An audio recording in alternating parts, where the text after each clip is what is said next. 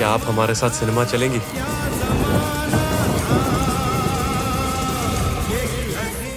High, কেমন আছেন আপনারা? আশা করি আপনারা সকলে অনেক বেশি ভালো আছেন। আলহামদুলিল্লাহ আমিও ভালো আছি। সো দীর্ঘ 1.5 মাস পর আপনাদের সামনে নতুন ভিডিও নিয়ে হাজির হয়ে গেলাম। আর হচ্ছে এই দীর্ঘ 1.5 মাস হচ্ছে আমাদের দেশে দ্বিতীয় যুদ্ধ চলে এবং এই যুদ্ধে আমরা জয়লাভ করি, অর্থাৎ আমরা দ্বিতীয়বারের মতন স্বাধীনতা লাভ করতে পারি এবং এই স্বাধীনতা লাভ করার মধ্য দিয়ে আমাদের অনেক তাজা প্রাণ জড়তে হয়েছে, যেটা কোনোভাবেই কাম্য ছিল না।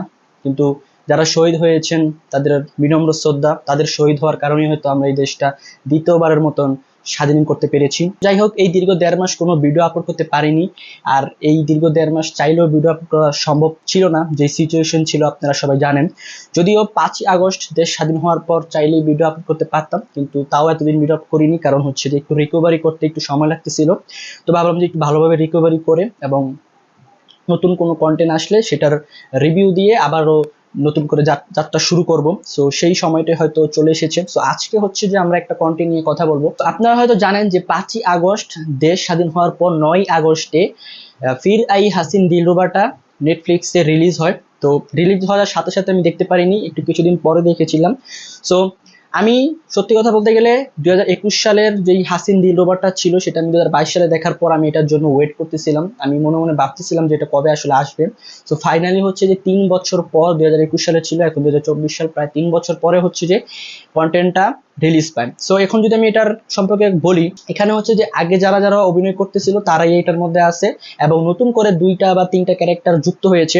সো গল্প যদি শুরু করি, গল্প এর আগে হাসিন দিলরুবাতে যেখানে গল্পটা শেষ হয়েছে ঠিক সেখান থেকেই, অর্থাৎ পরের গল্পটাও সেখান থেকে শুরু হয়েছে। অর্থাৎ আমরা ওখানে দেখি যে হাসিন দিলরুবার ভিতরে তারা দুজন অন্য দেশে চলে যায় এবং হচ্ছে যে যে রিশু থাকে সে থাইল্যান্ডে যাওয়ার জন্য প্রিপারেশন নিচ্ছিল, ভিসা পাসপোর্ট রেডি করতেছিল এবং তারা আগ্রা নামের একটি নতুন শহরে চলে যায়। সেখানে তারা দুইজন খুব আলাদাভাবে থাকে, দুইজন দুই প্রফেশন নিয়ে থাকে। একজন অর্থাৎ যেই মেয়েটা ছিল অর্থাৎ তাপসি পান্নু, সে হচ্ছে একটা পার্লারে কাজ করে এবং যে রিশু হচ্ছে যে একটি কোচিং সেন্টারে বাচ্চাদেরকে পড়াশোনা করতেছিল। তো সেখানে হচ্ছে যে তারা দুইজন লুকোচুরি করে দেখা করে, এক অর্থাৎ তারা সামনাসামনি কথা বলে না, তারা ফোনের মাধ্যমে, তারপরে তারা দূরে কথোপকথন করে। সো এর মধ্যে হচ্ছে যে এখানে 2টো ক্যারেক্টার নতুন করে, 3টে ক্যারেক্টার নতুন করে যুক্ত হয়। একটা হচ্ছে অভিমন্যু, যে থাকে হচ্ছে ওই রানীর নতুন বয়ফ্রেন্ড বা রানীকে সে খুব পছন্দ করে, আর আরেকটা থাকে হচ্ছে যে রিশু, যে বাড়িতে থাকে সেই বাড়িওয়াল নিয়ে, অর্থাৎ তার সাথে আবার তার রিলেশন থাকে। সো গল্পটা হচ্ছে যে যেখান থেকে শেষ হয় সেখান থেকেই শুরু হওয়ার কারণে গল্পটা বুঝতে আপনাদের বেশি একটা কষ্ট হবে না।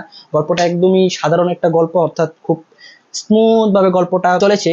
কিন্তু আমি যদি এই পুরো গল্পটা সম্পর্কে যদি আপনাদেরকে একটু বলতে চাই, তাহলে এটা হচ্ছে যে পুরো একটা স্পয়লার হয়ে যাবে। তো আমি স্পয়লার দিতে চাচ্ছি না, আমি শুধু জাস্ট কোন জায়গাতে বেশি ভালো ছিল এবং কোন জায়গাতে একটু খারাপ লেগেছিল সেটাই আমি আপনাদেরকে বলার চেষ্টা করব। এই গল্পটার ভিতরে খুব টুইস্ট ছিল, একদম শেষের দিকে প্রচন্ড টুইস্ট ছিল।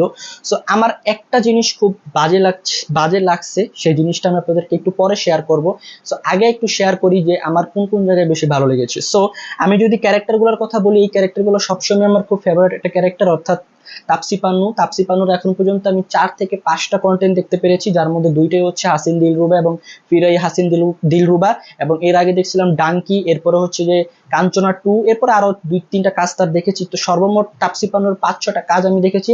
এর মধ্যে আমার সবচেয়ে বেশি তাপসি পান্নুকে মানে ভালো লেগেছে হচ্ছে যে এই 2টা কন্টেন্ট, অর্থাৎ হাসিন দিলরুবা এবং ফিরাই হাসিন দিলরুবা।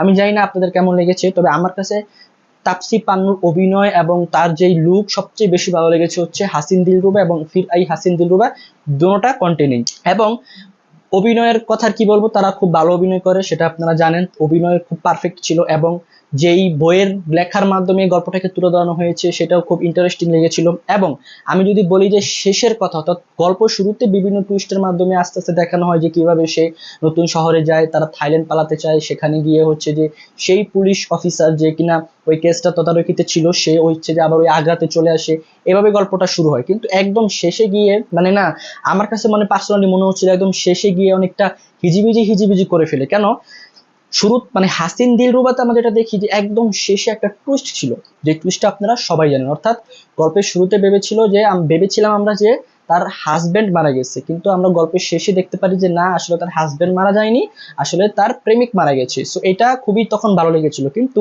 এই ফির আই হাসিন দিলরুবাতে শেষে গিয়ে এমন পেঁচাগুচি করে ফেলেছে যা আপনার খুবই বিরক্ত লাগবে।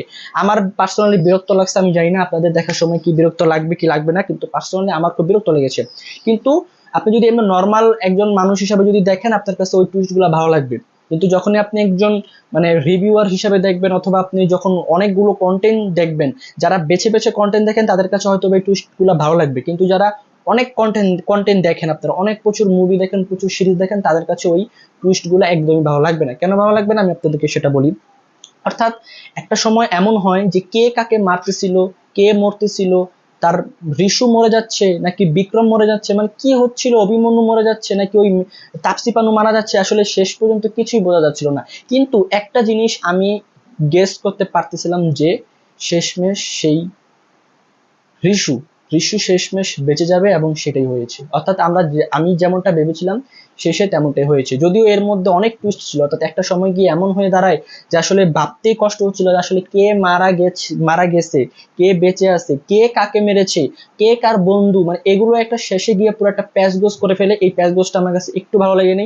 আমার কাছে মনে হচ্ছিল যে, এটা আমার পার্সোনাল ওপিনিয়ন, যে শেষটা আরেকটু ভালো হতে পারতো। অর্থাৎ শেষে এত পেঁচাগুচি না করে আরেকটু যদি স্মুথলি শেষ করে দিত, তাহলে মানুষ হয়তো বা আরো বেশি এটার প্রশংসা করতো। আমি বেশ কিছু রিভিউ দেখছিলাম, তারা হচ্ছে যে কন্টেন্টটাকে ভালো বলেনি। তবে আমি যদি পার্সোনালি বলি, আমি 10-এ এটাকে রেটিং দিব 7, আর 3 আমি রাখলাম। তার কারণ হচ্ছে আমার ভালো লাগেনি, নতুন যে ক্যারেক্টারগুলো ছিল সেই ক্যারেক্টারগুলোর অভিনয় অতটা ভালো ছিল না, এবং হচ্ছে যে অভিমন্যু যে ক্যারেক্টার ছিল সেই ক্যারেক্টারের ডিউরেশন খুব কম ছিল। তবে আমি চাচ্ছিলাম, আমার পার্সোনালি মনে হচ্ছিল যে মানে ওই নতুন ক্যারেক্টারকে আরেকটু সুযোগ দেওয়া দরকার ছিল। আসলে তাপসী পান্নু এবং বিক্রান্তের মানে স্ক্রিন টাইমটা বেশি হয়ে গিয়েছিল, আর ওই অভিমন্যুর ক্যারেক্টারটা একটু কম হয়ে গিয়েছিল। তো এই কারণে আমার একটু খারাপ লেগেছে। এবং আরেকটা খারাপ লাগার বিষয় হচ্ছে যে একজন শেষে যা আমরা চিন্তা করতেছিলাম, অর্থাৎ আমরা ভাবতেছিলাম যে এইটার হবে, ওইটাই হয়ে গেছে।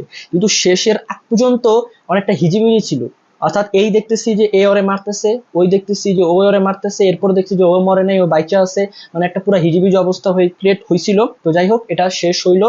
সো আমার পার্সোনাল রেটিং আমি দিয়ে দিলাম 10-এ 7। এবার আপনারা যদি এই ফুল কন্টেন্টটা যদি দেখতে চান, তাহলে অবশ্যই নেটফ্লিক্সে গিয়ে দেখে নেবেন। এবং এই কন্টেন্টটা শেষ পর্যন্ত দেখে যা বুঝলাম, অর্থাৎ শেষে তাপসী পান্নু এবং বিক্রান্ত দুইজনের মিল হয়ে যায়। আমি একটা স্পয়লার দিয়ে দিলাম, এক্সট্রিমলি সরি।